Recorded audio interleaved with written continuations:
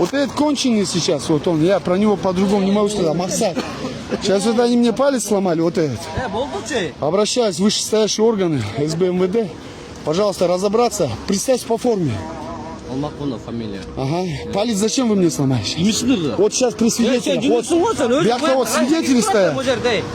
Вот он сейчас применял силы и сломал мне палец. Я сейчас пойду в судмедэкспертизу и будем с вами разбираться. Эти товарищи милиционеры, они ничего не применяли, ничего. Вот этот Махсат, он меня нахрен послал, да, по-грубому.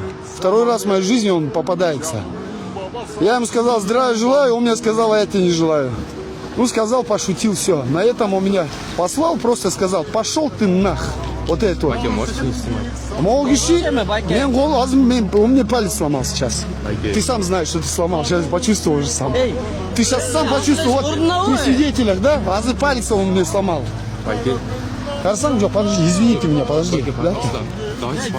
Вот это потерпевшие вообще ребята.